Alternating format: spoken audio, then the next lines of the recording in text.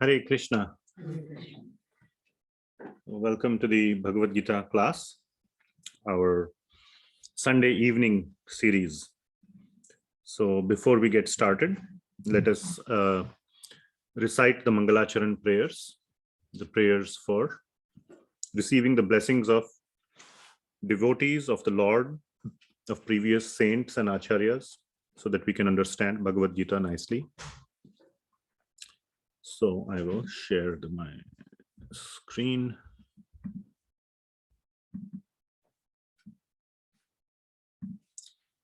Veda base, Bhagavad Gita, and introduction. Om Ajnanatimidandhasya Jnananjana Shalakaya Chakshurunmilitam Yena Tasmai Shri Gurave Namaha. Shri Chaitanya Manobhishtam Sthapitam Yena Bhutale Swayam Rupaha Kadamahyam Dadati Swapadantikam.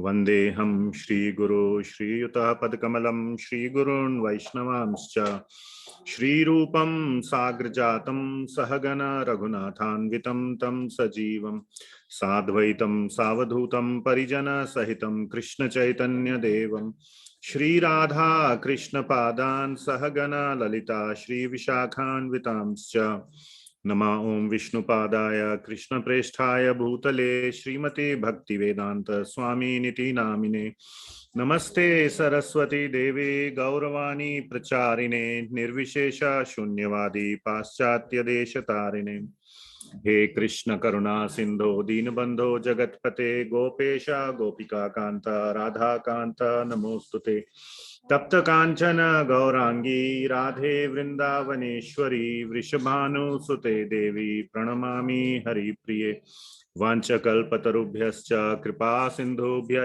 evacha Patitanam Pavanebhyo Vaishnavebhyo Namo Namaha Jaya Shri Krishna Chaitanya Prabhu Nityananda Shri Advaita Gadadhara Srivasadi Gaur Bhakta Vrinda Hare Krishna Krishna Krishna Hare Hare Hare Rama Rama Rama Hare Hare.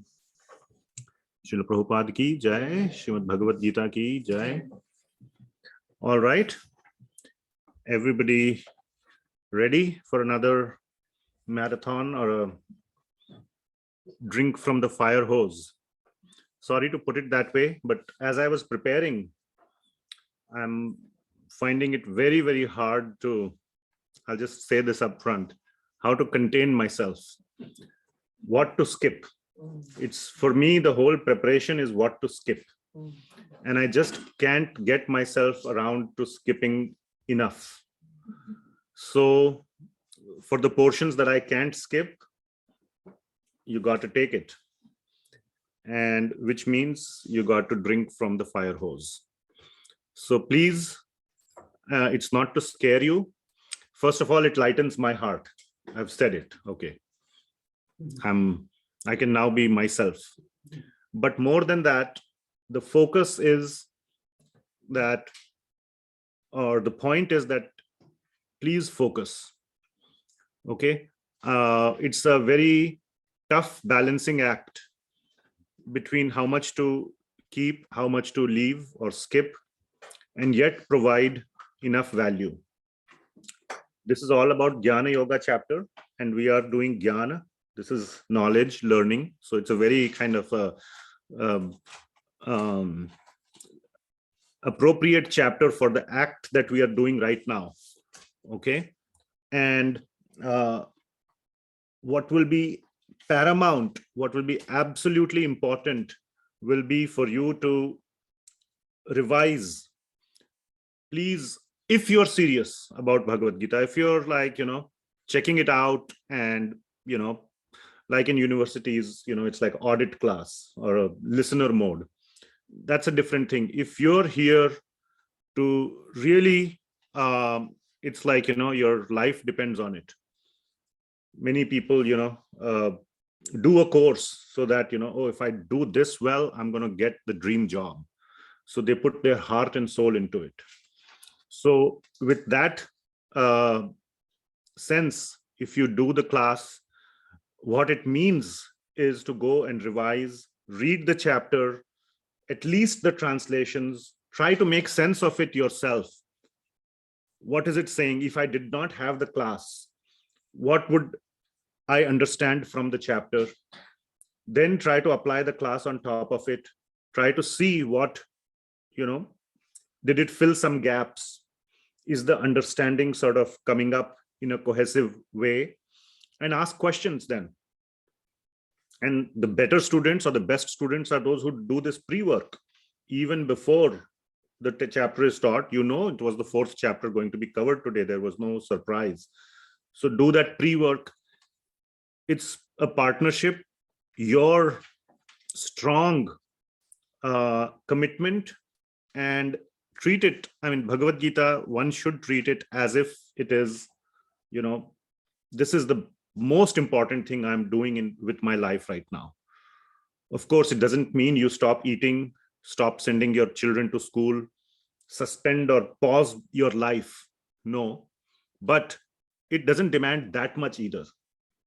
Okay. So having said that, let's get started.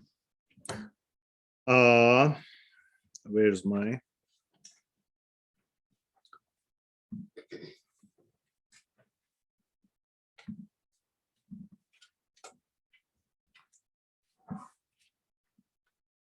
Okay.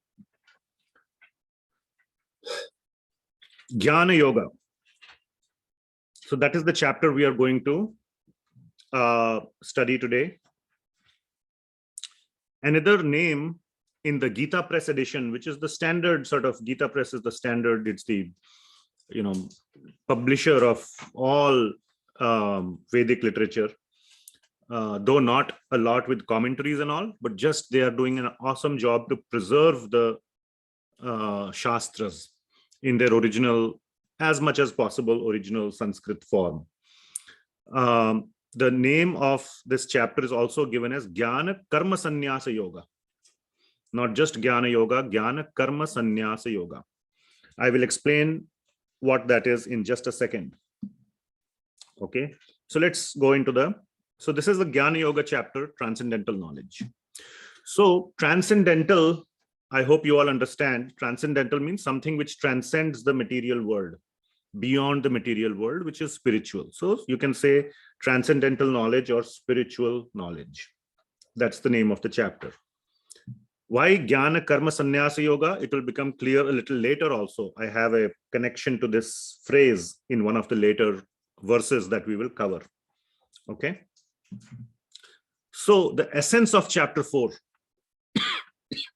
The essence of chapter 4 is know and act. Chapter 3 was Karma Yoga, which is act, do your duty. Chapter 4 is action with knowledge of the purpose behind the action. Okay, so know and act. Now, knowledge can be about many things. Like we had Atma Jnana, which was covered in chapter 2, right? This chapter is going to talk about knowledge of Karma Yoga. And we have been discussing in the last few weeks, Karma Yoga starts with Sakama, all the way, the highest level is Nishkama Karma Yoga. So knowledge about that, okay, that is the focus of this chapter. That's why I have colored it in red color. Are you seeing the red color on the... Yeah. Let me remove this on the side. Okay. So Nishkama Karma, action or knowledge about karma. There is also knowledge about Krishna, his incarnations, various avatars, and so on, which will be hinted upon in this chapter. There'll be a hint. More will be covered in later chapters. So I got a kind of a, so to say, nasty comment on YouTube. Somebody posted on one of the videos, something like, does this guy realize that we are talking about divinity or Krishna? Why is he treating it like an MBA class or something like that? So anyway, that's fine. My response to that is, yes, in the initial few chapters, Lord Krishna is not that much bringing in himself. There were instances In chapter 2, chapter 3, we saw verse number 30 and 31, where he says, do whatever you're doing as an offering to me. Do my work. And in chapter 4, that aspect about injecting himself as God will come in. So I am taking the same sort of theme, sort of little bit downplaying or not fully bringing in Krishna as God in full force. That will happen. And I will do it at the same place and in the same theme as Lord Krishna does it himself.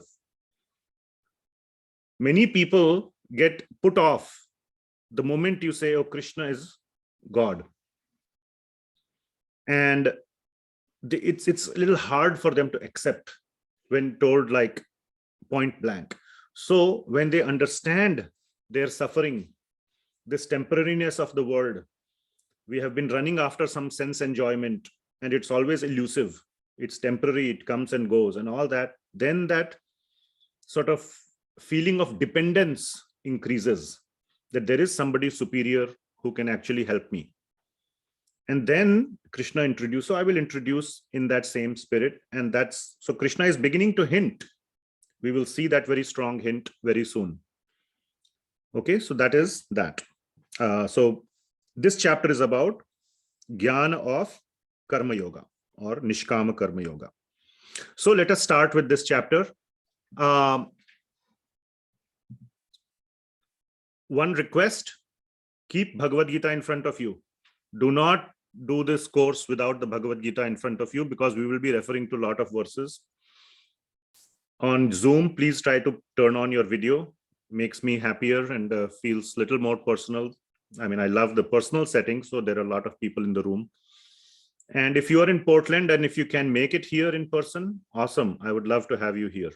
But if circumstances prevent that, no problem. Try to make the best use of this class. Okay, so 4.1 and 4.2. So a little bit, Lord Krishna is going into get into the history of Bhagavad Gita. So 4.1 and 4.2 is describing how Bhagavad Gita has been disseminated and how it is reaching us. So Lord Krishna is saying one thing. So I'll just read the English and some selective places I will read the Sanskrit. The personality of Godhead, Sri Krishna said, I instructed this imperishable science of yoga to the sun god Vivishwan. Imam Vivasvate Yogam. And Vivishwan instructed it to Manu, the father of mankind, and Manu in turn instructed it to Ikshvaku. So the current sun that you see out there, when you look out in the sky, there is a personality behind it. We think it's just a ball of hydrogen or something, and there's nuclear fusion occurring. And that's the scientific understanding, which is correct. That's the external. Nobody has gone inside the sun either. So there is a personality. The Devata, the Surya Deva, is the person. So Surya Deva is a position. The person, the name of the person who is occupying that post right now, like post of president is occupied by Joe Biden. So similarly, the person's name who is Surya Deva is Vivishwan. So Lord Krishna is saying, I first instructed it to Vivishwan. He instructed it to his son Manu. We have, again, in the 8th chapter, we'll probably go into a little bit more detail. There is a Manu who sort of reigns or rules for a very long time. The current Manu who is ruling over the entire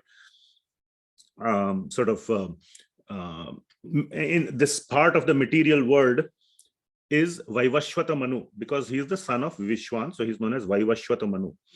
So he got it from Vivishwan. He gave it to Ikshvaku. And like that, it has been coming down. So in the next verse, 4.2, you will see Evam Parampara Praptim. The word Parampara is very important. So Bhagavad Gita needs to be understood in a Parampara system.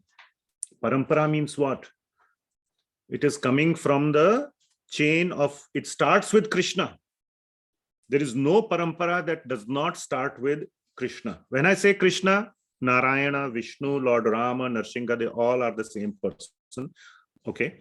So no Parampara starts with anywhere else. That is the root or the starting point. And Lord Krishna instructs it to many people, qualified students, many qualified students. So the student has to be like inducted, like you apply to universities. Many people want to get into good universities, they can't. So you have to apply to select the university. The university has to select you. It's a mutual thing. So Shishya selects the Guru, Guru selects the Shishya. When both say yes, then the relationship is established. If one of them or both say no, then it's not established. And Guru is always looking for a qualified Shishya. So qualification is very important. And then it's not just Shishya, then he can give the knowledge. That's one thing. So you join the university, you can become a undergrad student. Fine. But to become a professor, that same university where you were an undergrad or a PhD, they will again interview you whether you are fit enough to be a professor. Correct? Just because you graduated with a PhD doesn't mean that you can become a professor, can you? So the Guru has to then appoint one of whatever the qualified among the Shishyas, the qualified Shishya to become the next Guru. And like this, the chain continues. Just it is like this today also. One can say, why you need all this evaluation and vetting for knowledge? Why can't it just be given? It's free knowledge. For material knowledge, you do the same thing, huh? You wouldn't go to some kind of a professor who has low ratings in some low rating university. You want the topmost knowledge, you will go to the best university, try to learn from the best professor. Why shouldn't it apply to spiritual knowledge? Doesn't make sense. So that is the Parampara system. So we must find a bona fide, a genuine Guru. Now, how to find a genuine Guru? Who is a genuine Guru? Those are deeper topics. We'll come to that later. So that is the importance of receiving Bhagavad Gita in a Parampara. Somebody cannot just stand over there and say, I'll teach you Bhagavad Gita.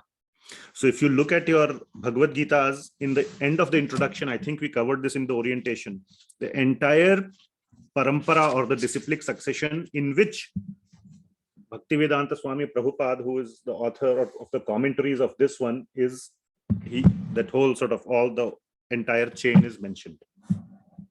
So we are in a bona fide Parampara. The name of our university or Parampara is Brahma Madhva Gaudiya Sampradaya. It's not called a university, it's called Sampradaya. Sampradaya means the lineage. So we are in this lineage. There are other Sampradayas as well. This is Brahma. If you see here in that line, Brahmaji, Lord Krishna gave it to Vivishwan. He also gave it to many others. One of them is Brahmaji. That is the line we are in. He gave it to Arjuna as well. Arjuna did not have any other disciples. But that knowledge is the same. So we are all getting it from one source. We are just using the textbook given to Arjuna. But since it is coming from Krishna, it's still bona fide. So there is the Shri Sampradaya, there is the Rudra Sampradaya, and there is the Kumara Sampradaya and Brahma Sampradaya. These are the four main, and then there were subdivisions and all that stuff. Okay, Shri Sampradaya means the first student in that Sampradaya is Mother Lakshmi. Rudra Sampradaya means the first student is Lord Shiva. And in Kumara Sampradaya, the first student is the four Kumaras. And in Brahma Sampradaya, the first student is Lord Brahma. So that is how. So the important thing is to understand that Bhagavad Gita needs to be understood in a Parampara system. Okay. Recently, I'm getting a lot of these messages about bhagavadgita.ai. Some chat GPT or some artificial intelligence kind of thing. Oh, Bhagavan, you will get all your answers. And I made a very strong statement in one of the groups I am in. This is a piece of trash. Okay. You cannot learn Bhagavad Gita from AI. You must ask that AI system, which parampara are you from? If it's not coming from a bona fide parampara, you should not accept such a teacher. Okay. Okay. So, yeah. I'll skip those questions. Why the mention of history? Bhagavad Gita is timeless. It's not like, because it was spoken to the Vivishwan, it was meant for that time that we discussed. Bhagavad Gita was spoken to Arjuna doesn't mean that it is only applicable 5,000 years ago. It's as applicable today as it was applicable to Arjuna, as it was applicable to Vivishwan. It's timeless. Arjuna still is recent, you can say, 5,000 only. Vivishwan is probably, I don't know, billions of years. So the number of zeros doesn't matter. It is as applicable, it's timeless. Okay. Next. Very important, 4.3. That Lord Krishna is saying that very ancient science, proktah puratanaha, Lord Krishna is acknowledging it's ancient. Ancient does not mean irrelevant. Okay, please try to understand. It is ancient. For us, most of the ancient things are irrelevant. That is true. Anything that is ancient is useless, it is broken, but because they are material. Anything you leave alone for a very long time, it will disintegrate. Okay? Anything you leave alone. Even the Himalayas, after millions and billions of years, they will crumple. Okay? But spiritual knowledge is not of the same category as matter. So even though it is ancient, it is 100% relevant. Don't confuse ancient with irrelevant. Okay? That is one point. And bhakto asi me sakha cheti rahasyam hetum rahasyam hi etad uttamam. So two criteria are given here. What are the criteria? Lord Krishna is saying this very ancient science of the relationship of the Supreme is now told by me to you because you are my bhakto asi me sakha cha iti. You are my bhakta and you are my sakha. So you to be friendly. So you have to have that mindset that what Krishna is telling is for my benefit. What does a friend do? A friend benefits you. The friend always thinks for your benefit. So friendly and with devotion. Bhakta means with some sense that this person is not only trying to benefit me, but he has something useful to convey to me. And I must learn from him that sense of little bit of like a superiority, that I can receive something. He has something of value to give to me and I must receive it. Being a little, what's the word I'm searching for?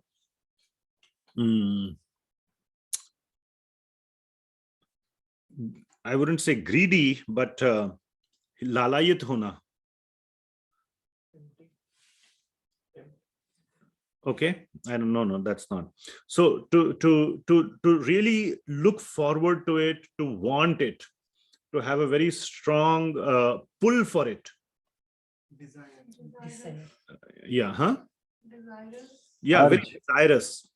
So that is the mood in which we should try to understand Bhagavad Gita. That this person is not only my well-wisher. You can have a fool as your friend. So he may be he may really want your benefit, but he may end up harming you. That's a foolish friend.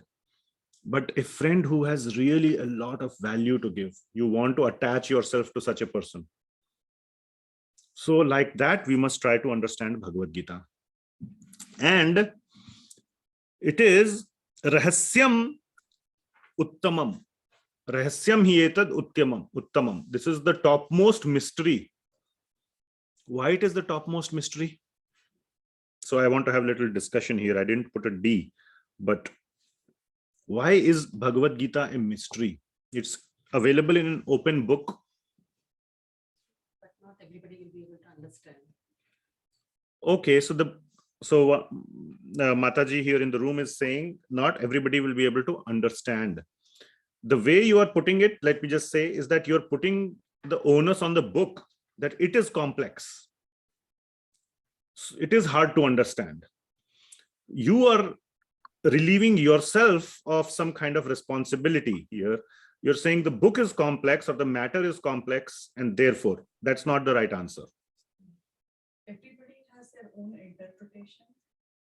The way of unraveling it after they read it, everybody understands it in a different way, and there are different levels as to how you understand it. Okay, so interpretations could be different.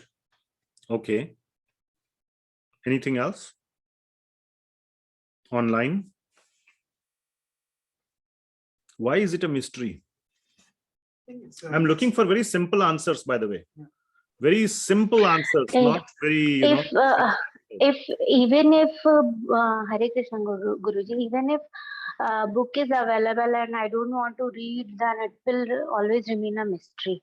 Very nice. Yes, here in the room. We're too simple. We could be too simple. You could be too simple. Okay, fine.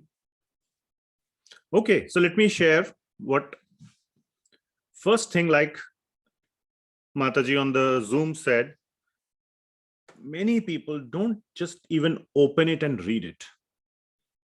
Okay, mystery does not mean that it is under a safe and lock. If it is in the open, but you don't open it, it is as good as if it was under a lock and key. Okay. So some people, you make fun of it, Bhagavad Gita as it is.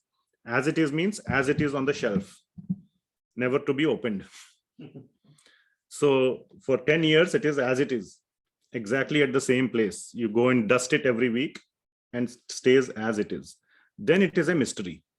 That is one point. And the second point are these points that have been mentioned here, that to accept with full acceptance that Krishna is God.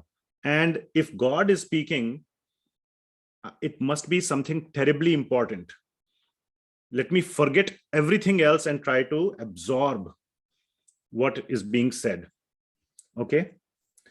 Reading it in sequence and fully. I bet you that person, whoever made that comment about, Lord Krishna's divinity and all that, may not have been hearing the entire series properly.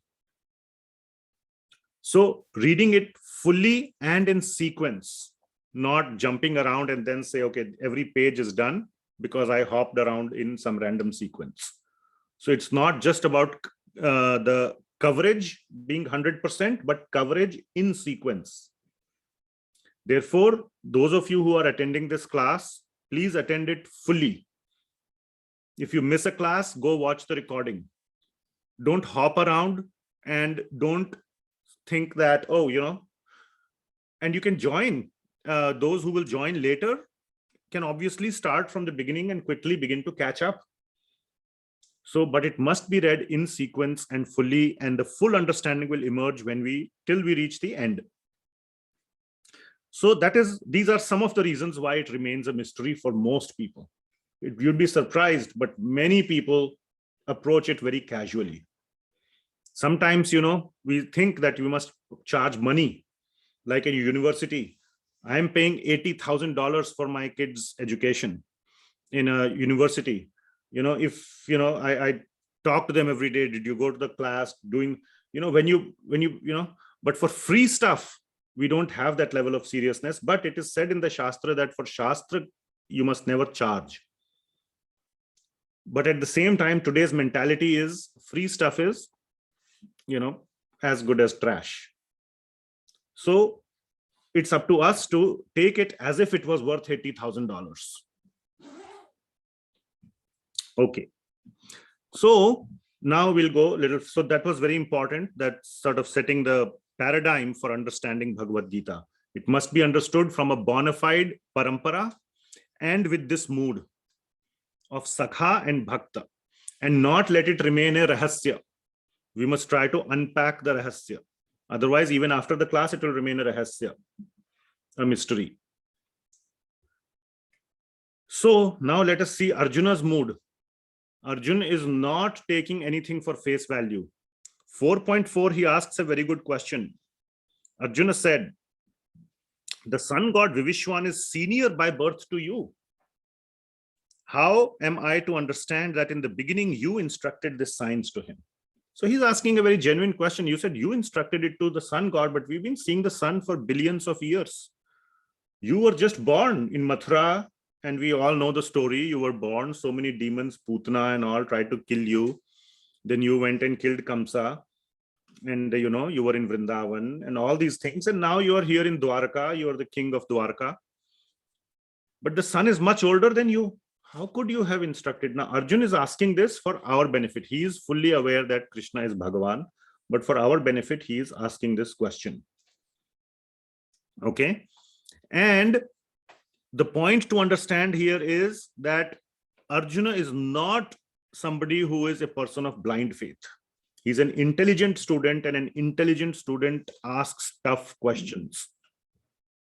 Okay, not in an argumentative or a sort of a like a criticism with the intent to defeat you. I know better, I will argue and I will defeat, with not with that mentality, but genuine inquisitiveness.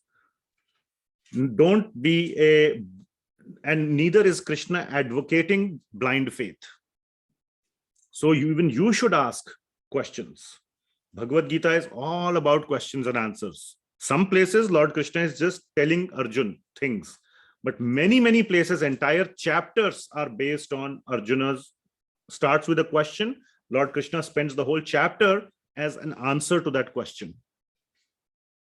So questioning is very encouraged. So Lord Krishna gives the answer. And the answer is that the Lord incarnates. And incarnation, we say that when the Lord incarnates, it's not that a man takes birth and dies. The Lord does not take birth and die. Okay? We say the Lord, in Sanskrit, the word is prakata and antardhan, or prakata and aprakat, but prakat and antardhan means he appears and disappears. Like a king, he goes into one city and visits the city, then goes into another city. So when Krishna is not on this planet, he's on some other planet in some other universe, and he's constantly visiting various places. So when the king comes to a city and he goes away, the citizens would be foolish if they think, oh, the king was born and he died. We don't think like that. Or like the sun, when the sun sets in the evening or in the night, we don't say that the sun is destroyed. That would be foolish for us to think like that. So the Lord says, I have taken many incarnations. I appear so many times, and I have appeared in the past when I spoke it to Vishwan. What's the problem? No problem. And now I, the same person, am coming again to you and telling you the same thing. And why is that happening? He will say, he already said it in the second verse. If we didn't read the full one, the second verse says that, but in course of time, the succession was broken, and therefore the science as it appears seems to be lost. Sa kaleneha mahata yogo nashtah parantapa. Parantapa means, my dear Arjun, this yoga, this science of yoga, or all these yogas that will be described, was nashta. So the succession starts and then it breaks. And then it will come the famous verse, Yada yada hi dharmasya glanir bhavati bharata abhyuthanam adharmasya tadatmanam srijamiham. You must all be remembering this verse. That whenever this science is broken, I come and reestablish it. That's all he's saying. So he never lets it get broken. If it gets broken, he will come and reestablish it. And he appears, another important point is, by his own internal energy. So the Lord does not need anybody else. He is not the effect. This is a philosophical point. He is the cause. One can say, oh, if God appears, who caused him to appear? He does not need any cause. Just like the president does not need any cause or reason to show up in a state or a city of his kingdom. He just goes because, it's his will. It's his kingdom. He's the king. He can go whenever he wants, wherever he wants, by his own desire. So the Lord just appears. So that is there in the 6th verse, the word Atma Mayaya. And whenever he takes birth in his transcendental body. When the king appears, like the example of a jail, when the king wants to go visit a jail, he doesn't have to wear a jumpsuit, does he? He will appear as a king. If you want to visit a jail, you must have seen some movies. Somebody wants to be, go in the jail, maybe to do whatever. So he commits some petty crime. Then the police arrests him and puts him in the jail. Some movie stories are like that. So you and me, if we want to go to the jail, we have to be or act like a criminal. But if the king wants to visit the jail, he can just visit in his kingly manner, because he says, hey, open the door. I want to see the situation of the prisoners. Are they being taken care of? Whatever is a good, nice things or whatever. Is there law and order? So the king appears in his original form. Just like in the same way, when God appears in the material world, he appears in his spiritual body. We have to take a material body to come to earth or to come to the material world.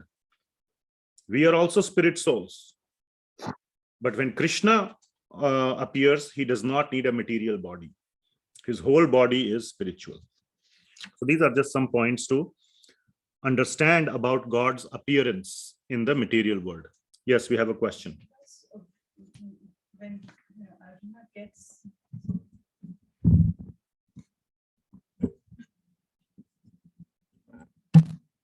Okay. then does this question which he has disappear after he gets the Vishvaroop Darshan, or does Vishvaroop Darshan define this? I didn't get your question.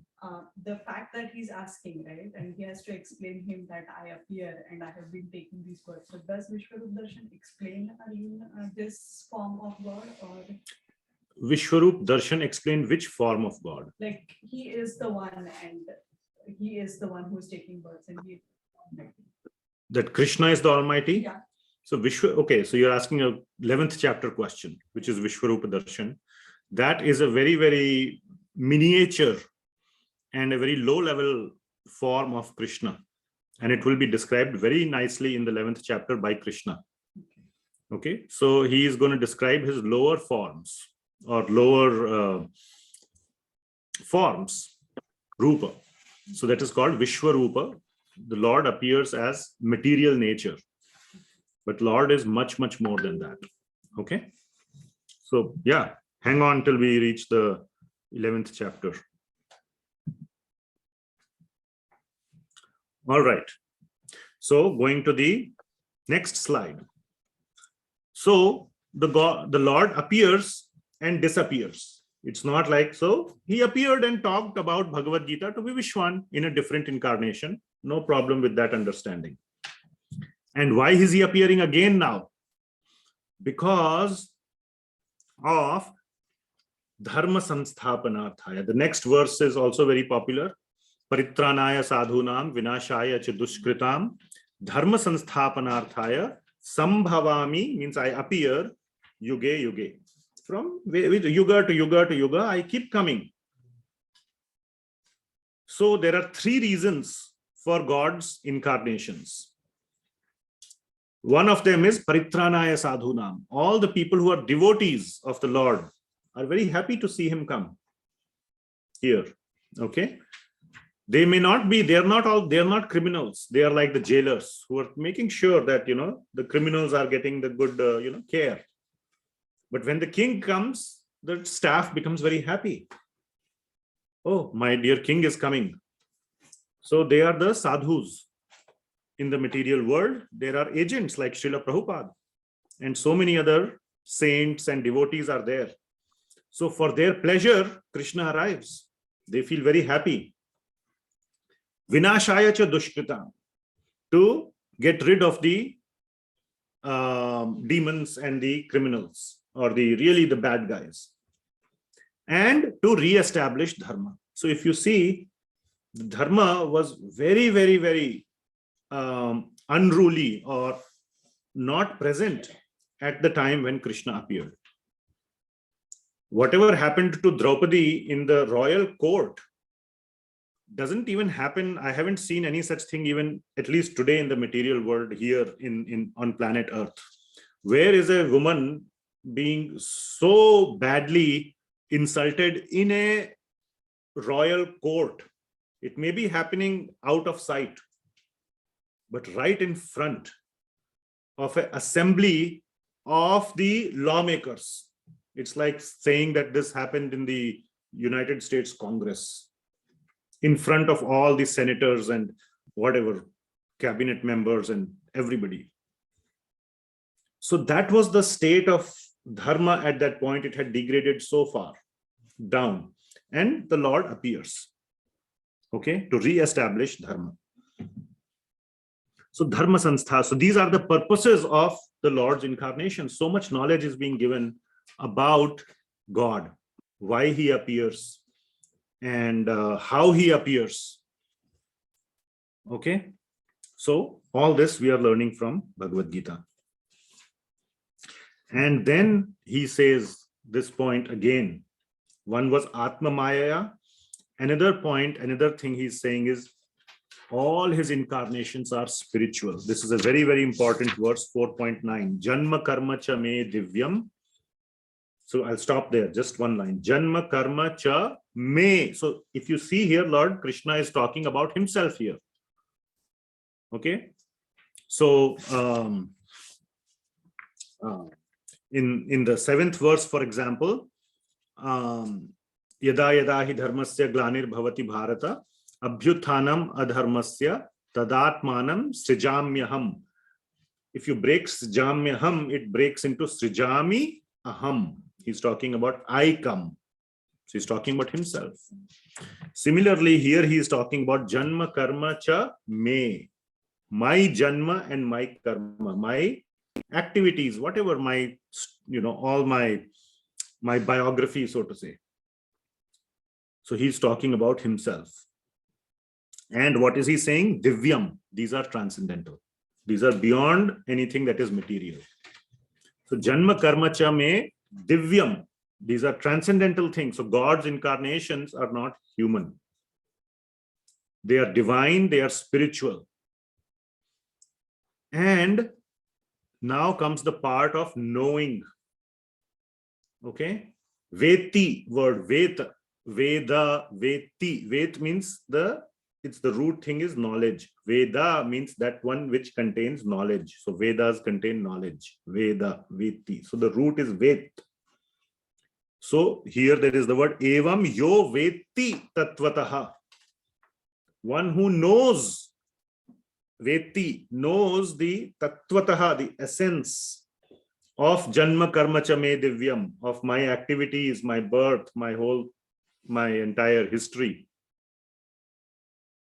So knowing God, so that is the blue box here. Knowing God is the highest knowledge. Janma karma cha me divyam, evam yo veti tattvataha. What happens to such a person?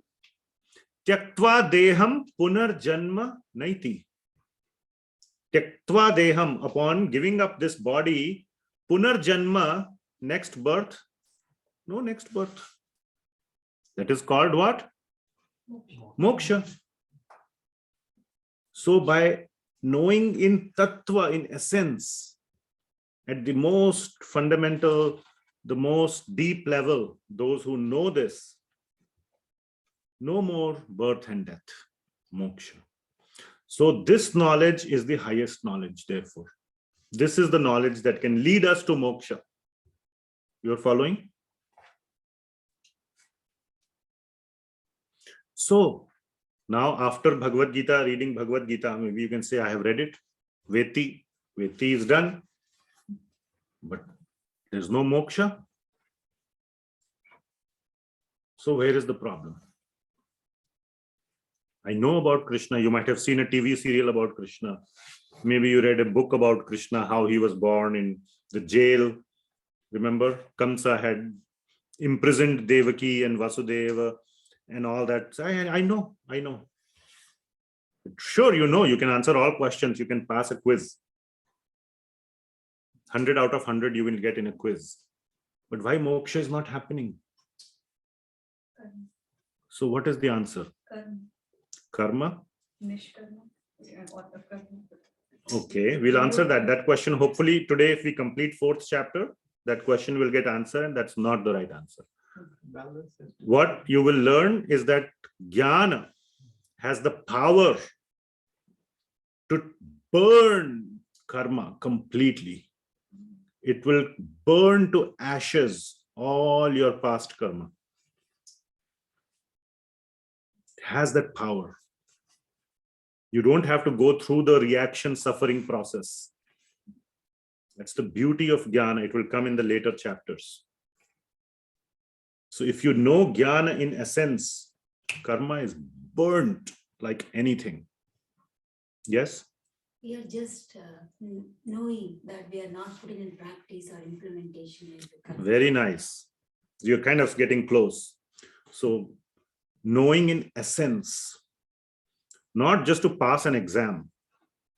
Okay. Many, the top student even, exam, he may get full points, but when he goes into a job, then he's nervous. Oh, how am I going to do this? I was the top student in my class. So, that's why in industry also, experience matters. How much experience you have, more experienced person gets paid more, isn't it? So it's about applying. It's about perfecting that knowledge through the process of application. So that is the very next verse. So if you see all these slides, almost we are going verse by verse. We started from 4.1, 2, 3, 4, 5, 6, 7, 8, 9, and now we are at 10. So we'll keep going like this slowly till 15, and then we will pick up pace. So 10th verse is saying it's another important verse, how to understand or how to do this veti. Tattvataha, at a tattva level, at a deep level, how to do veti. The process is vitaraga bhaya krodha. We talked about this earlier. And what in among these three, raga bhaya krodha, which is the starting point? Who can tell? Attachment. You're all Englishmen, huh? Which word here? Vitaraga bhaya krodha. Raga. Raga means attachments. So we must give up, and then from that comes bhaya and krodha. We will not go into that again. So giving up attachments. And I have that question over there. Why giving up attachments is so necessary? So we will talk about that. Think about it. Okay. So it's one thing. So we talked about giving up attachments. Are you following? Vitaraga bhaya krodha. We'll just call it vitaraga. We'll just, for the moment, for our simplicity, remember what to skip. We'll just skip bhaya krodha for the second. Vitaraga. Another thing now Lord Krishna is adding to this, which is man maya mam upashritaha. Man maya means put your mind, man maya, on me. Put your mind, fix your mind on me. Mam upashritaha, take my shelter. So taking shelter of Lord Krishna is very important. It's not just about giving up your attachments. Plus one has to take shelter of Krishna. That is bhakti. So Lord Krishna is introducing bhakti here slowly. It's not just mind stuff, mind control stuff. It's also to submit oneself to Krishna. Man maya mam upashritaha. Then what is the next step? Bahavo jnana tapasa. Like that you obtain jnana with tapasa. In a determined way, obtain jnana. Okay? And then what will happen out of it? Puta mad bhavam agataha. You will come to me. Agataha means come. Aho agataha. So like that you will come to me. So like that we must know Krishna. Like that, first two lines or first two bullets in this slide. Like that you have to understand by giving up our attachments, and I will come to the question, why giving up attachments is so necessary. And taking shelter of Krishna, in that mood, in that consciousness, in that mindset, you must try to know about Bhagavan. And then you will know. You then put in your effort. Bahavo jnana tapasa. Burn in that fire of knowledge, in that tapasya of knowledge, and then you will come to me. then that thing, puta mad bhavam agataha, is the same thing as tyaktva deham punarjanma naiti. Same thing. Are you following? Once you come to Krishna, then no more punarjanma. So they are the same things. So that is the meaning. 4.10 is telling the how. 4.10 tells how to do 4.9. Are you following? It's not that hard. Is it going in? Is it sinking in? All right. So why is giving up attachment so important? Very simple question. None of these are very highly philosophical questions. Okay, you don't have to be a doctor of philosophy to answer this. Any thoughts? Expectation. Okay. Because the attachments, will stop you from fully seeking refuge of the Lord Krishna. Okay, very good. Anybody online? Online, we are very quiet.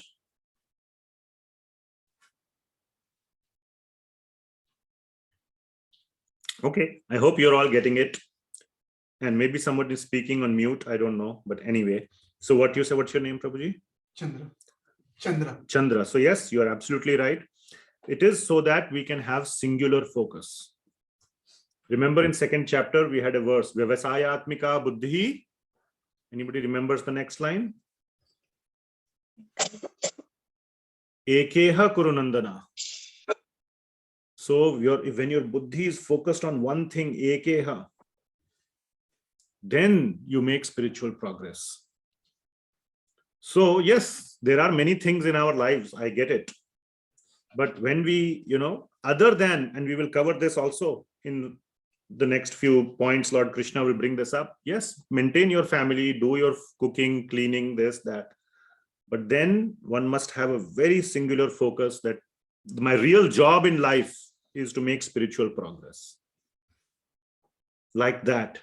And as long as there are other attachments, now your child or, maintaining your house, paying your bills is not an attachment, it's bodily maintenance. There's a difference. Okay, attachment, you can call it like what you do when you have, it's out of you're not forced to do. You can do out of your free choice. You can watch a movie, you can, do something for fun, hobbies or this or that. This should be your only hobby. That's the highest level. It's like you're crazy, like, when you have a hobby, some very strong hobby, don't you try to find time to do that? Okay, how quickly can I finish everything else so that I can get to that? For some people, work is hobby. Elon Musk or somebody famously says, I sleep in the office or whatever. Other than sleeping, I'm just working. And he probably blames God that, the body needs sleep. Ideally, he should just continue working. So that's like his, then he's Ekeha, but in the whatever, Tesla side. So he'll get Tesla consciousness. So if you want Krishna, so you have to be like that, you have to be focused. This is the only thing that's occupying your mind. Like Mahatma Gandhi, freedom of India. It doesn't mean that he wouldn't eat, he wouldn't go to the bathroom if he gets a nature's call. All that he has to do. But all the time, the only thing running in his mind is how to do this, how to do this, how to do this. Okay. So that is why giving up all such other things which occupy a similar bandwidth of your mind, they need to go away. Then this will really flourish. So that is the importance of giving up attachments. Okay. Then one may ask, so Lord Krishna says there are various levels. This is the highest level. Now some of you may get scared. Oh my God, this is what is needed. Well, in reality, answer is yes. However, Lord Krishna makes a very important statement. Now, this is a mistake. Why giving up attachments is so necessary. This shouldn't have come here. Delete this now. Am I still screen sharing on the Zoom? Oh, I can see here. No. Okay. No. Okay, now hopefully it's back.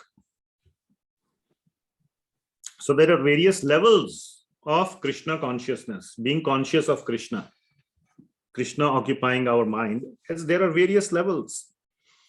So in 4.11, Lord Krishna says to pacify people who may get scared. Oh my God, is this what is needed? That ye yatha mam prapadyante tam tathaiva bhajamyaham. That as all surrender unto me, I reward them accordingly. Mama vartamanu vartante manushyaha partha sarvashaha. That everyone is following my path in all respects, O son of Pritha. Everyone is following my path. What does it mean, everyone is following my path? Wait a minute. We just said that the most serious person who has given up all other attachments, he is the true follower. What does it mean that everybody else is also following the path? It's a little confusing. At least it was to me when first time I read this. So what it means is that there are many levels. There are maybe many people who do not take Krishna's shelter so directly, so with so much intensity. And that's okay. No problem. There are many levels in our journey to Krishna. So people have various priorities. Tomorrow you may not be willing to drop all your other attachments or some things and, and just become completely focused on Krishna. So you may not be so ready to accept his instructions on day one. But everyone looks up to some superior. Some superior. I'm not talking about your boss in the office, or for men, the boss may be the wife or whatever, in your whoever. It's not that, but it could be something like, people are subdued by nature, by time, by destiny, by providence, by somebody who is enforcing law of karma. People fear, if I do harm to this guy, someday harm may come to me. All religions preach that. This is one of the fundamental points of Christianity, and both in Christianity and Islam. Do good to the other person, because it will come back to you. Who is the enforcer of law of karma? Yamaraj. So they are afraid of him. Ultimately, if nothing, people are subdued by death, or you can say time. With time, death comes. Time is the greatest subduer, you will see in chapter 10. So all these, the Devis and Devatas, whether it is Yamaraj, whether it is the material world, we will come to that, nature in the 11th chapter, Vishvarupa, or time. Krishna says in Bhagavad Gita, Kalo Asmi, I am time. So in various forms, people are accepting some superior authority to whom they have to submit.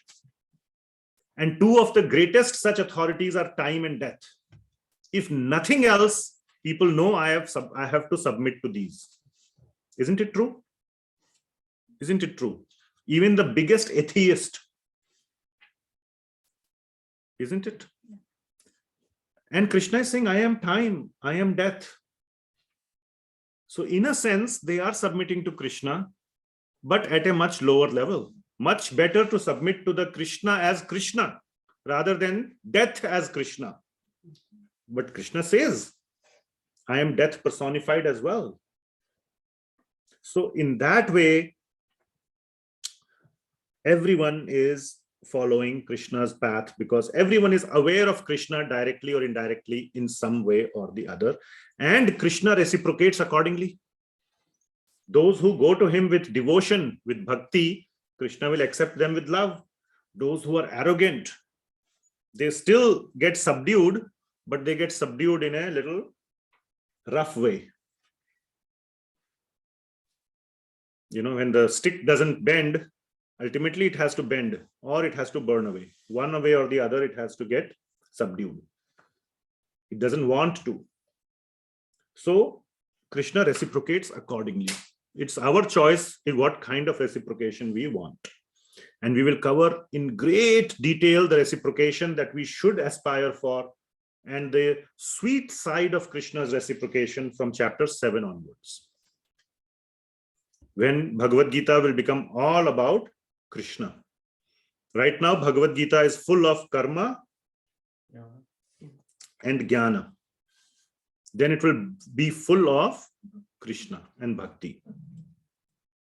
So we are building up to that. And I have a very important slide in that matter coming up soon. Okay. So therefore, it is kind of apparent if you are a serious reader or a seriously, if you are listening, it is apparent why to, if I am anyway having to submit to Krishna, either as time or death or as Bhagavan or in so many levels in between, which one is the better option? I have to submit. You got to pay your tax. Either the tax collector will come and put you in jail and make you pay with penalty and fine and jail time, right? So what is the best option to approach Krishna? Please tell me. Submitting yourself to love. Yeah, Love and with love and bhakti. Very nice. And in the purport of 4.11, please open your books. The purport, we are not going into purport so often these times, but there is a very nice verse. Okay, and this is from Srimad Bhagavatam, Canto 2, Chapter 3, verse number 10. Okay, and it says, Akamaha sarva kamo va moksha kama udaradhi tivrena bhakti yogena yajeta purusham param. So we'll focus on that line in the red color and the next line. Therefore, so what it means, well, let's read all the lines. Are you following? Akama sarva kamova, whether you have no desires. Kama means what? Strong attachments or strong desires. So whether you are with no desires or sarva kamova, even if you have no desires or you have all the possible desires in the world, doesn't matter. Moksha kama udaradhi, even if you have the desire for moksha, which means you have a spiritual desire, which is a good thing. These are the desires are not bad, attachments are not bad. Please try to understand. Are attachments bad? What is bad? Material attachments. Good student. Material attachments are ones which are being asked. Krishna is asking us to avoid. Okay. So whether you have no desires, akama, or all kinds of material desires, sarva kama, or spiritual desire, moksha kama, which means any other category is left? No category is left, right? In all such cases, tivrena bhakti yogena, one must perform bhakti yoga with what? Adjective. It's right on the slide. Intensity. That's the right sort of the closest match. Intensity, tivra, intensity, which means with strong determination, with seriousness, sincerity. Those are all the right, synonyms. Yajeta means go closer to worship Purusham Param, the Supreme Lord. So this is the teaching, and Srila Prabhupada is giving us this. That don't be one of those lower levels of approachers of trying to approach Krishna as an atheist at the lowest level, or even in the middle levels, which will come in 4.12. So that's the fast track. That's the title of the slide if you see in that orange circle. The fast track. So there are various levels, right? Either you can be on the fast track, or you can be the slowest track, which is atheism, or even a demon. He's also on Krishna's path because ultimately he has to submit. Or there are others also on the sort of the slower track who are the worshipping the demigods. Did we discuss this topic? The devatas who give material benefits. Okay. Sakama karma yoga. So they are on the slower track because there is some desire for material attachments for those who are still attached to material things. So that's what Lord Krishna is saying in 12th verse. Men in this world who desire success in fruitive activities and therefore they worship the demigods. Quickly, of course, men get results from fruitive work in this world, but they remain attached to the fruitive results. But the highest level is Tivrena Bhakti Yogena. Okay. So then the question can be, why is there not just one path? Why are there so many paths? So many paths, why needed? Why not just one? Well, it's because Krishna is very kind. He accommodates all levels of people. We may not be. If everybody was going to be very dedicated to Krishna, only one path is needed. But because many of us have our own attachments, but Krishna doesn't want to leave anybody behind. So he gives many paths. Now here we are not talking about like the path of death, or who are completely, who Krishna will, they are kind of almost against. They are forcibly having to submit to Krishna through death, by force, not by choice. But there are others who, by some choice, they are submitting, slow or fast. Like they may get some material benefits, then they go and give $21 in the temple. Or they do some, some reciprocation in a favorable manner to Krishna. But they, some for me, some for Krishna. Okay? Kind of like that. So there are people with various levels of desires, attachments, etc., and skills. And Krishna keeps everybody, he wants to take them along. So he has created different paths for different people. And this is known as the varna system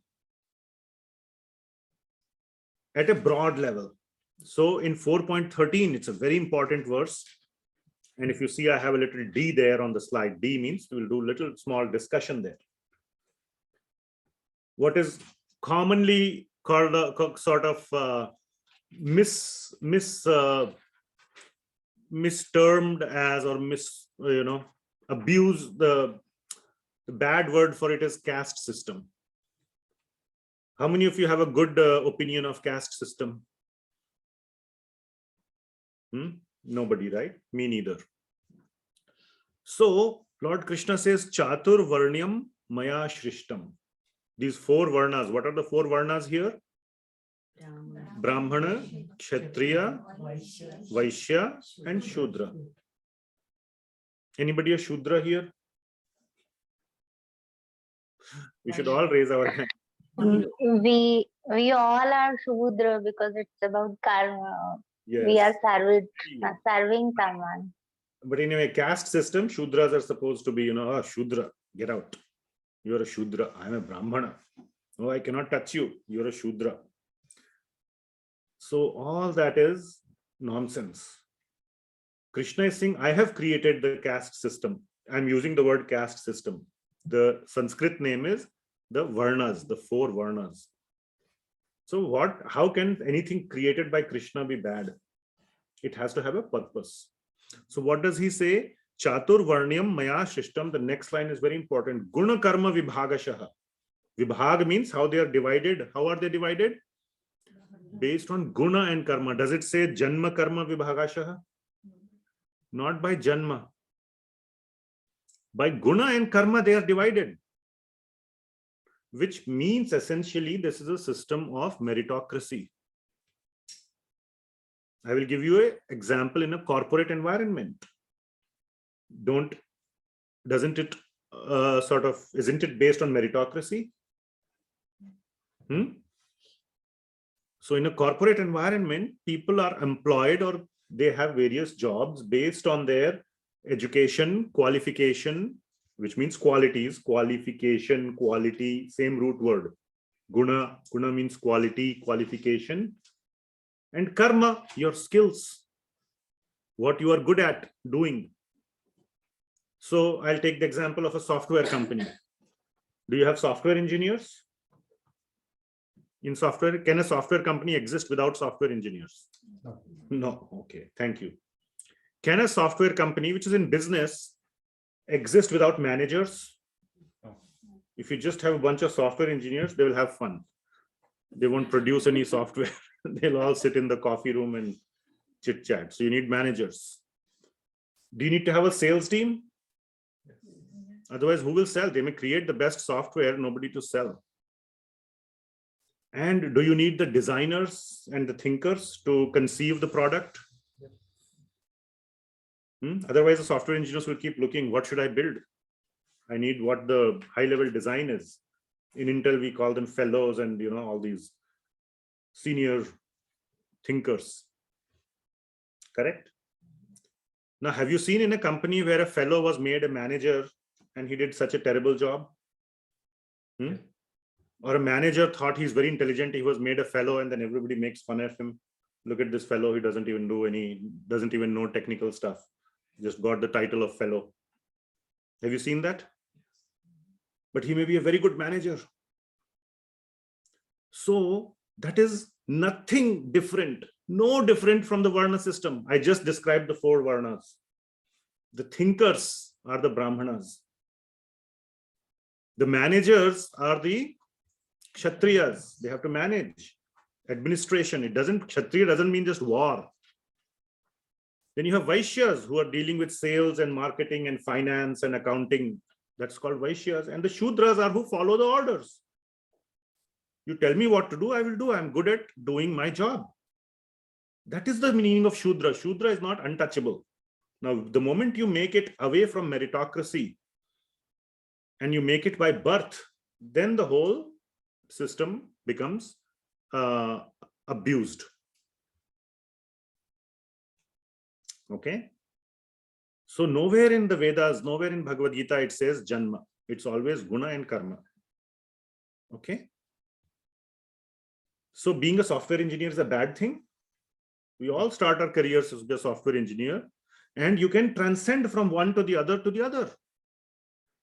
In our Brahma Madhva Gaudiya Sampradaya, Brahminical initiation is given, which means when the Guru decides, now you are a Brahman quality person, I will make you a Brahman, they give a Brahminical thread at that time. Not like when you are 13, you just, because you are 13 years, you get a Upanayana and you get a thread. That whole system is just corrupt. That's like, okay, after you have served for 13 years in the company, you'll be made fellow, even though you don't know any technical stuff, just because of your, that's how the government service works. And that's why government departments don't make any profit. Are you following? There is a corrupted version and there is a real version. Bhagavad Gita is the real version. We have made it corrupt because we all want our children, a fellow can say, oh, my child is also working here, and we'll just call him fellow also. In a hospital, if there's a doctor and then his son comes, says, you're going in for operation. The son says, sorry, my father is not here today, but I'm his son and I will do your operation. Would you agree? No. You'll say, are you the same level of doctor as your father is? I don't care whether you're father or son. I want a good doctor. So it is a meritocracy-based system, and caste system is good if it is as per Bhagavad Gita's divisions. Guna, karma, vibhagashaha, I fully agree. If it is janma vibhagashaha, I kick it with my foot and want to throw it out of the room. You follow? I was having this conversation with somebody in my office, a fellow, to be, as a coincidence. And he knew I'm doing all this Bhagavad Gita stuff. This was like 10 years, 12 years ago, every time I tell this story. And said, oh, this Bhagavad Gita and all, why are you doing all this? And he was like this hi-fi technical guy and very, I said, no, what do you mean this Bhagavad Gita? Have you seen the caste system? I had read this verse. I said, I pulled it out on my phone. I gave him this 10-minute understanding. And he was shocked. He said, whoa, I did not know that this is the real caste. Of course, we humans, we abuse everything that is given. Even in Intel also, you make all these jokers as fellows, maybe. That happens. That is called a abuse of the system. We all know there is abuse in the system, but it doesn't mean at least as designed the system was flawed. He was like, whoa, as designed by God, the system meant this. He said, today, my respect for Bhagavad Gita has gone from here to here. Thank you, he said. I said, okay. I hope you read it. I gave him a copy of Bhagavad Gita, gifted it to him. I don't know whether he read it or not, but that was the discussion. So people have these weird ideas and they think that is reality. They don't even care to open. He said, oh, Bhagavad Gita talks about caste system. Why should I read it? Somebody must have told him Bhagavad Gita talks about this caste system. I said, yes, Bhagavad Gita does talk about caste system. Let me show you exactly where, in which verse it says and what it says. So you must know the Bhagavad Gita. If you open it, you read it, you understand it. There is a lot to benefit. Otherwise, you can call a dog mad and kill it. That's not the dog's problem. It's your problem. Okay. Yes. I have a question, Guruji. I got this caste is not based on janma. Okay, not based. Should not be based on janma. Should not be based on janma and should be based on guna. But what is this karma? How it is based on karma? Guna, and from guna comes karma. You may have certain guna, but if you don't utilize it, your guna may be there, your qualities may be there. Somebody, maybe you might have seen some smart students, but they waste their life. Initially, you will see he was doing well and something, and somehow he got into bad habits and didn't, utilize his skills. Skills or resources, resources are given. If you don't utilize it, then you are as bad. Yes. Any other question? You may say that there are cheaters who are so skilled, but they are not real Gyani. They are cheaters. You're saying skilled in cheating? Yes, there are so many people who are skilled. Yeah, but they don't fall in this Brahmana, Kshatriya, Vaishya, Shudra category. This is about doing dharmic work. There can be cheaters in the company, in the corporate environment also, who sell your, secrets to the competitor or do bad things. I don't know, whatever, steal the property. We are not talking about that. We are talking about the dharmic people who are legally doing their duty. And they are divided into these categories. Yes, cheaters are there everywhere. Okay, they don't even figure in these categories. Okay, so not similarly, there are people of various categories. So Shudra, he is not a thinker. So Brahmana is considered the topmost, because he wants to think where I want to take the company, what's the next big product. Similarly, a Brahman thinks what I want to do with my life. Shudra, his job is, okay, just tell me what to do. So in 7th chapter onwards, Lord Krishna will give very clear instructions for Shudras also. What should you do? So very simple instruction for Shudras is Satatam Kirtayantoma. All the time, just keep doing my Kirtan. Okay. So it does not mean that Shudra has to become a Brahmana to become a Bhakta. At Shudra level also you can become a Bhakta. At Brahman level also you can become a Bhakta. So all kinds of various instructions are given based on so Lord Krishna has given various paths for various people to come to him.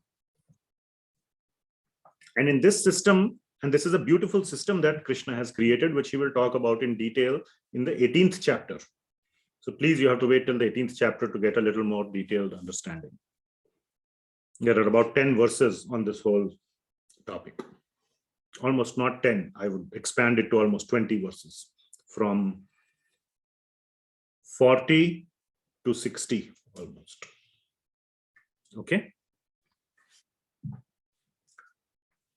So then we come to 4.15. Tasmat word is there. It's a therefore verse. Everywhere, wherever there is the word tasmat in a verse, I'm going to call it a therefore verse. Very important. So if you still have a doubt how to really obtain this jnana or undergo this process of jnana, the last instruction is follow the footsteps of previous devotees. purvaihi purvataram kritam. So, evam gyatva kritam karma purvairapi mumukshubhi. So, follow the what your predecessors means the devotee predecessors, the bhaktas, what they have done, you follow their footsteps. Okay. So it is very important because, and why is that? Because they teach by personal example. So therefore it is very important to read, after Bhagavad Gita, it is very important to read Srimad Bhagavatam. It is full of stories. Now in Bhagavad Gita, there are absolutely how many stories? 0 stories. Bhagavatam is full of stories. At least 100 stories are there of various devotees. How they have, even if they were the worst people, how they became topmost devotees, best possible devotees. So we must learn from them. We must understand, we must read there, and there are so many other in this bookshelf, this shelf, and I have organized them by category here in my bookshelf. This bookshelf is full of biographies of previous saints, acharyas, and devotees. And many other places it's scattered, but definitely this bookshelf over here. So read the lives and activities of past acharyas, past saints, past devotees. Learn from their life. Just, follow their footsteps. You don't have to invent or manufacture your own process. They have already laid down the path. You will find someone who is close enough to your situation, or a mix and match. In that situation, he did like this. Oh, then I should do, I'm kind of in a similar situation, I should act like this. Okay. So it's very, very important. Everybody clear so far? I hopefully have made it, simplified a little bit. So are there any questions? Because now we are going to change gears. So after the 15th verse, like I said, we'll go a little slow till 15th, and then we'll pick up pace. So any questions? And so please don't pile up questions towards the end, because I have a lot of material to keep going. I'll keep going. Prabhuji, I think that I could not convey my feelings. The cheaters are a spoiled genius. They are very genius. In that sense, they even they know a lot of Gita and lot of Bhagavatam also, but they don't utilize it in the bhakti itself, but for earning the money. That's why I said them that they are a spoiled genius. Like you quoted that an intelligent people become, though he was intelligent, but he became didn't utilize it to the full potential. Okay, thank you. Thanks for sharing. Okay, anything else? I don't see any other questions, so we'll move on. So now we are changing gear. Okay, and we are going into the next topic, knowledge of karma. So far it was about Bhagavan or God, knowledge about God, his activities, janma karma cha me divyam. Bhagavan Krishna is saying, read and learn about my activities, my birth, my various pastimes, my leela. Okay. Now knowledge about karma or karma yoga. And the topmost karma yoga is called what?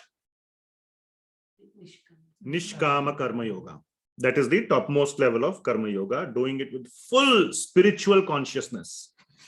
Spiritual consciousness, not just with detachment, but with spiritual consciousness. Okay. So 4.16, 17, and 18 are the sort of the textbook definition of the knowledge of karma. Textbook definition of knowledge of karma. So this is where your, physics book, you would draw a box around this is the formula versus these are the formulas. So first thing, Lord Krishna is saying right out of the box.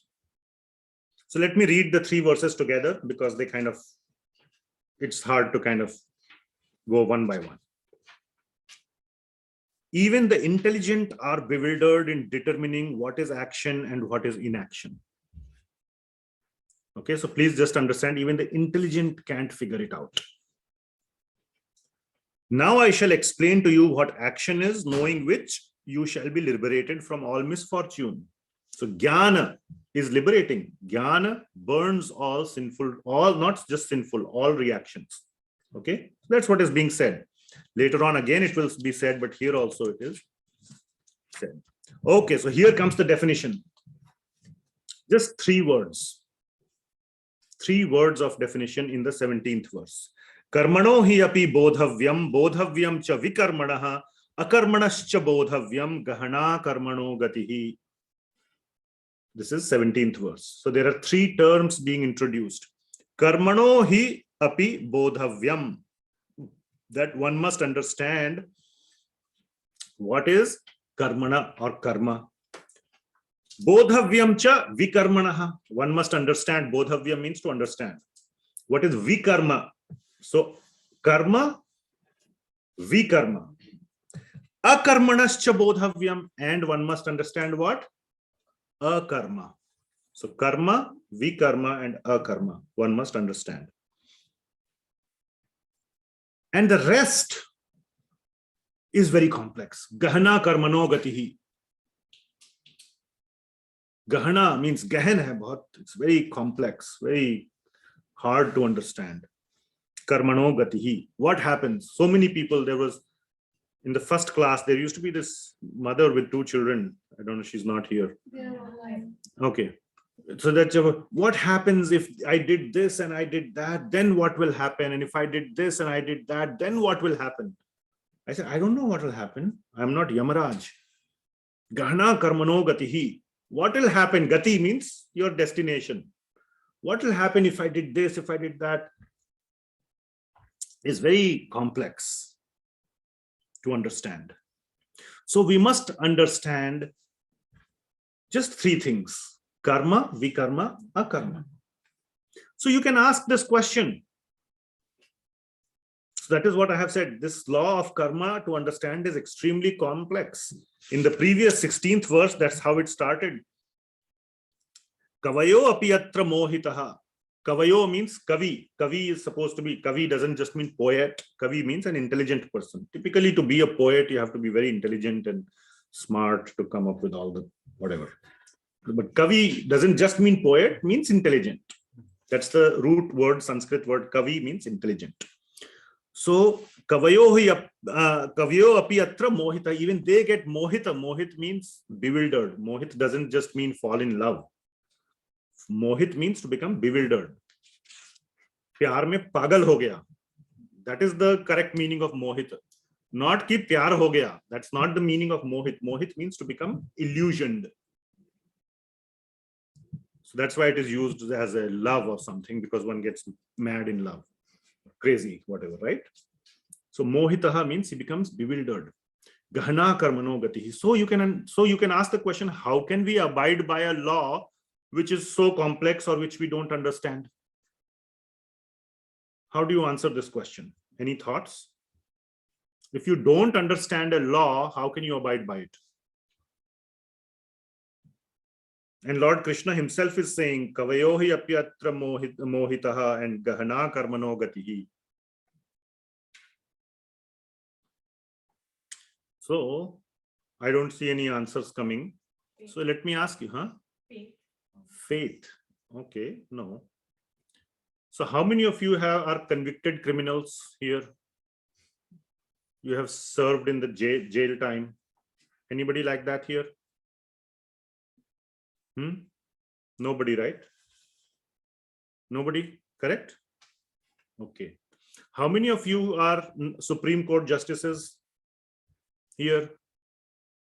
Is Brett Kavanaugh on the call? Or what is the other one?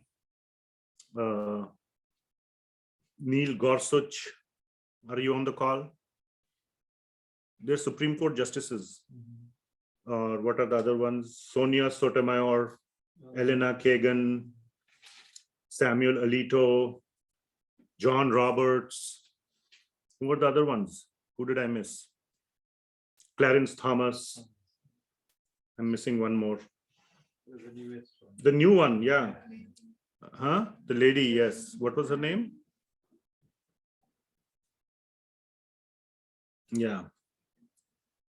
So the Supreme Court justices of the United States we can say they know the law. So they will never go to jail because they know the law. But you also have not gone to jail without knowing the law. Doesn't it prove that knowing the law to the fullest extent is not the only way to keep you out of jail? Well, you have kept yourselves out of jail, isn't it? How? By knowing a little bit of the law. You know that much.